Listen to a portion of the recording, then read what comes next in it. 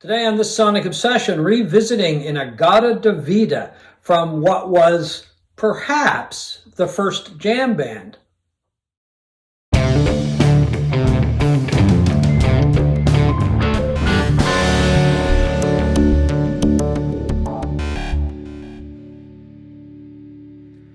Hi folks, I'm John Wooden. Right over there is Steve McLeod, and today on this Sonic Obsession, we're going to look back on In-A-Gadda-Da-Vida, the album and the single of the same name by a group called Iron Butterfly. I never heard them say the Iron Butterfly. Iron Butterfly, a group that was formed in 1966 in San Diego.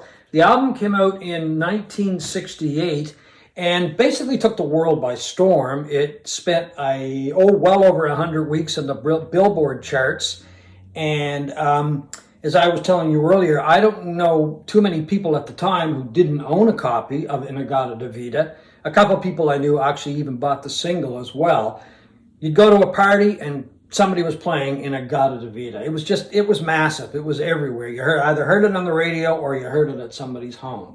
I don't think you liked it as much as I did, the song. My 13-year-old self in 1968, I loved the song. Oh, okay. But, has it aged well? I don't think so. I mean, I listened to it last night. I streamed it. It's probably the first time in decades that I've actually heard the 17-minute version of this song. And, to me, it's an interesting artifact from, the psychedelia and acid rock days of the late 60s. But is it good? I'm not sure. 13-year-old me loved it. 69-year-old me, the jury's kind of out. Okay. But it's an unusual song. I think it's a one of a kind. There's nothing like it in all of recorded music history, I think. Not that I'm aware of, no. That a song that long could be whittled down to 2.5 minutes and become a mega selling hit and include everything in it, including the kitchen sink and a 2.5-minute drum solo right in the middle of it. Great guitar solo, too, by Eric Brand. I mean, I don't know, the song had everything, and I was listening to it. I listened to it again last night, and I watched a video, and the video had some psychedelic, a light show, which I thought was kind of cool. I mean, is it dated? Yeah, I guess it's dated, but a lot of that stuff music is from that era is dated, so you kind of have to put it in its place. We should go back and just talk about the origins of the song. When Doug Ingle, the guy who wrote it, and of course the gentleman who just died recently, was writing the song, he was quite drunk apparently. He drank a gallon of wine. Yeah. And so the story goes. That's the story. And the drummer with the group came home. I guess they shared a house or an apartment or whatever. And Ingle was trying to tell Ron Bushy what he was writing, and he was mumbling something. He was slurring the words so bad. Right. And Bushy thought he said, In-A-Gadda-Da-Vida. Yeah. But what he was saying was, in the Garden of Eden. Yeah. So that's where it came from. It's supposed to be a song about Adam's love for Eve. Yeah. And I guess he was so inebriated that it slurred a lot, and they kind of liked it, and they went with that, and it morphed from a 2.5-minute song that he played for Bushy originally into the 17-minute extravaganza and beyond. Before they recorded this, they would sometimes go 35 minutes in concert. Yeah, I guess they used to do it live or parts of it or whatever, because there was something that Jeff Beck said he had heard it, a year or so before it was even recorded and released. And that brings me to the point of, was Iron Butterfly the first jam band? And I bring that up, and I'll put a question mark there because the Grateful Dead was around at the time as well. But they were recording in Long Island, at a studio in Long Island, and the engineer got the tape rolling. And apparently, this is the legend, the myth. They were doing a sound check, and the engineer kept the tape rolling, and they recorded it, the instrumental part of the song. And they liked it so much, they kept it, that version. So really, I guess they were just jamming, doing a sound check, and this was the version that was released. They did put vocals on it later at a studio in California. So anyway, I just say, for the fun of it mainly, is were they the first jam band? I mean, I don't know. But anyway, it's a fun thing, and it's a really good story, too. It's certainly one of the most unique songs of all time, and one of the most oddest songs, in my opinion, to become this massive hit. Sold millions of copies. The album we were reading today said sold 30 million copies. I find that hard to believe, but I don't, because it was a huge hit. As I said earlier, I knew a lot of people buying records at the time, and everybody I knew had a copy of it. I mean, it was just, you go into somebody's house and there was a copy of In-A-Gadda-Da-Vida. So maybe the numbers elevated a bit, but I don't know. I'll go with that figure. I mean, it has one of the most recognizable riffs in all of rock. You know, the dun dun dun dun dun dun. This combination organ and guitar riff that opens the song and meanders all the way through the song, and then ends with that. You know, you've entered the lexicon of popular culture when The Simpsons makes fun of the song. True, yeah. And in the 1990s, it was the centerpiece of this hilarious episode where Bart is in his church and he's handing out the sheet music to In the Garden of Eden to get them to sing during a hymn. And the minister reads the sheet music and says, "Oh, this was composed by Ron Butterfly." Oh, okay. And they begin singing this In-A-Gadda-Da-Vida with the church organist playing along, and then it transitions. You see 17 minutes later, and she's still playing the organ, and it finishes, and she collapses in exhaustion on the organ. And yeah, the song was also used with really good effect in the movie Manhunter, which is the movie that was based on the book Red Dragon. Yeah. Not to be confused with the movie The Red Dragon, that came later. But this was our introduction to Hannibal Lecter.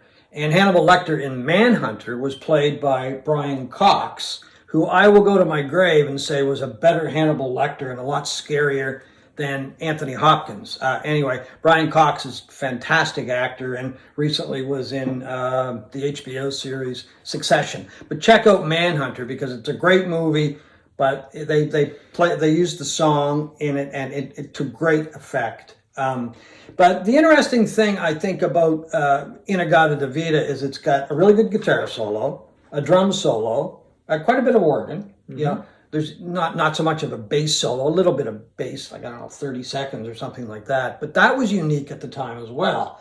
Drum solos were not that common. I mean, I can think of Toad by Ginger Baker of Cream and Moby Dick by Led Zeppelin, which came later. And speaking of Led Zeppelin, and I've never seen this qualified by anybody, I've often thought that Led Zeppelin kind of went to Iron Butterfly, and as a play on the name Iron Butterfly became Led Zeppelin, the heavy and the light, right? Now I know Keith Moon, or the story goes that Keith Moon named Led Zeppelin when he was playing with some of the guys, but I don't know. I look back and from what I can know, Iron Butterfly came way before Led Zeppelin, and it's the same kind of thing, light, heavy, you know, that kind of thing. But anyway, I've never seen anybody really talk about that. Well, speaking of Led Zeppelin, this was apparently, the Iron Butterfly album was apparently the biggest selling Atlantic Records. It's on Atco, but I guess that's a subsidiary. That's a subsidiary of Atlantic. It was the biggest selling album in Atlantic history until Led Zeppelin. The song has since been covered by the likes of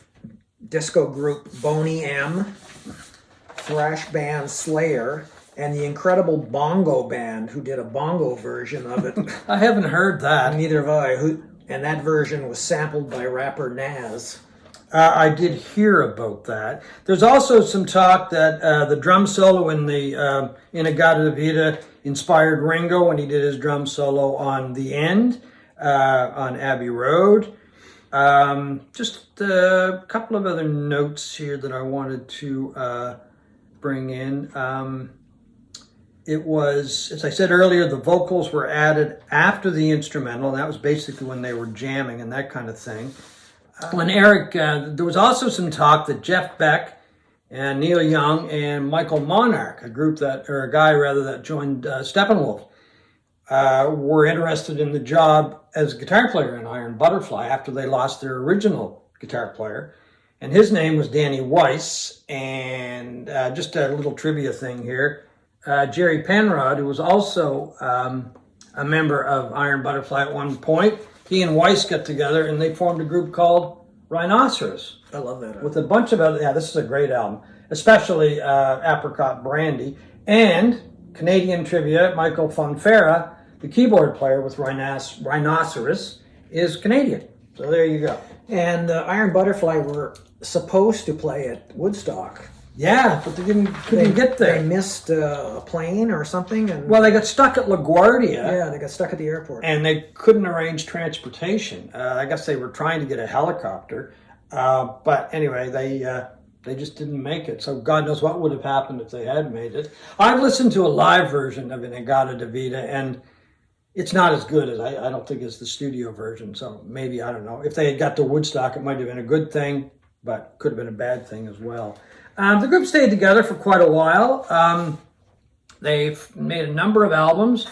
This is a really good album that I really like. It's called Metamorphosis. They got a couple of other guitar players to replace Eric Brand, who left. Mike Panera, who used to play with a group called Blues Image. Remember Ride, Captain Ride? Yep. Yeah, he played with that group. And another guitar player, Larry Reinhardt. I don't think I've seen another Iron Butterfly album before, so thank you for that. Well, it's in pretty rough shape. It saw a lot of action many years ago. You better get those albums rust-proof before they fall apart completely. Get something on them, yeah. The other one, the follow-up to In-A-Gadda-Da-Vida was a good album called Ball. And it had a minor hit on it called Soul Experience. But anyway, folks, that's kind of our walk down memory lane. Tell us what you think of Iron Butterfly. Was it a work of genius or was it a work of absolute stupidity? I mean, the critics don't really treat it with a whole lot of respect these days. No, the critics never liked it, even at the time. Well, they didn't like hard rock, right? No, I mean, everybody was. They didn't like Zeppelin. Crapping over it, yeah. They didn't like much of anything that wasn't whatever their favorite bands of the day were. Yeah, I mean, personally, I think it's unique. It was just, I thought it was a really good song, and the fact that they were able to take it from 17 minutes to 2 minutes, two minutes and a bit, and make it a successful single. I mean, I think that's a work of genius by an engineer. Must have been one of the greatest editing jobs of all time. Yeah, because it is catchy. I mean, you hear it on the radio. If I ever hear it on the radio again, or when I did, it would always. I'd stop and listen to it. It was great. But unfortunately, all four members of the group that were on that album have passed away. Doug Ingle was the last member. He just died, as we said, recently, a couple weeks ago, a few days ago. He was 78. And there have been, I guess, numerous incarnations of the group over the years. You couldn't name all the different lineups. I guess people just took the name and went out on tour or whatever. But this is I think, the great lineup of Iron Butterfly. And I think this is a great album. I really do. I mean, just the other side, In-A-Gadda-Da-Vida, of course, makes the album. But I still think it's just a really good tune. And it kind of reflects that era of acid rock, psychedelic rock, which I really enjoy. I've talked about a band recently that has kind of grasped that sound, Third Mind, and they're making albums now. They made 2 albums, which I think are brilliant, and it's psychedelic acid rock for the most part. So anyway, as Steve asked, let us know what you think of Iron Butterfly, and specifically In-A-Gadda-Da-Vida. Or as I guess he was trying to say, in a Garden of Eden, or in the Garden of Eden. Anyway, folks, thanks very much for watching this Sonic Obsession.